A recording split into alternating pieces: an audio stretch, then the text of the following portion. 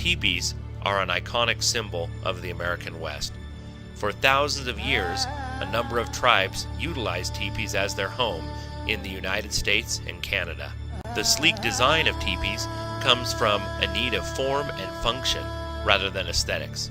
And even though tipis are arguably the most iconic of all Native American dwellings, very few tribes actually utilize this home.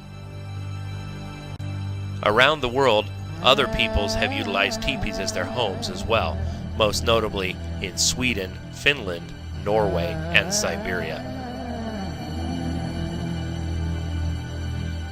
In North America, many tribes were agrarian. They were farming tribes who raised crops. This allowed them to have permanent settlements made of stone, such as these Pueblo ruins in Chaco Canyon, New Mexico. But other tribes took advantage of the resources of the Great Plains. The prairies of North America used to be home to seemingly endless herds of buffalo or American bison. These herds provided high-protein food year-round for the people willing to hunt them. But the buffalo were always on the move, searching for fresh new grazing. And so the people who hunted them had to have a home that was also as portable as the bison herds themselves. The teepee was the perfect answer. Teepees used to be much smaller than what are typically seen today, but with the invention of trucks and trailers, much longer poles can now be hauled when camping. Poles nowadays can be as long as 27 feet long.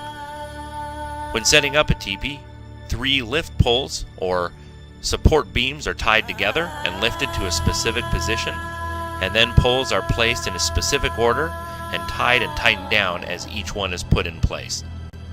It's vital that these poles are set up in the correct way so that the teepee is strong enough to withstand heavy winds.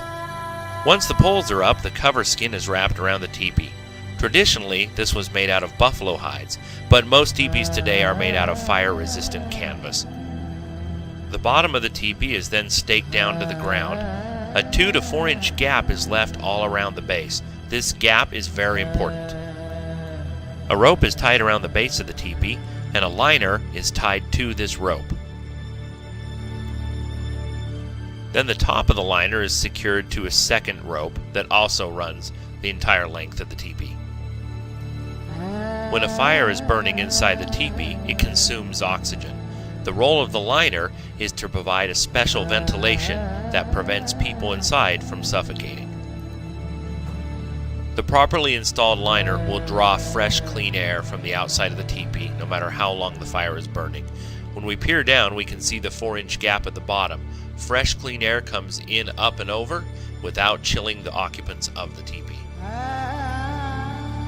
Once the sun sets, the fire is lit inside of the teepee, and the teepee itself begins to glow. There's something warm and welcoming about the inside of a teepee at night. The fire produces light and heat and traps the heat because of the unique pyramid shape of the teepee. Even in the winter, a teepee is very warm. The smoke and sparks just go out the smoke flaps up at the top of the teepee, and fresh air is drawn in all night. Teepees are a beautiful part of North America's rich cultural heritage. If you enjoyed this video, or if you like learning about history, please subscribe to our YouTube channel.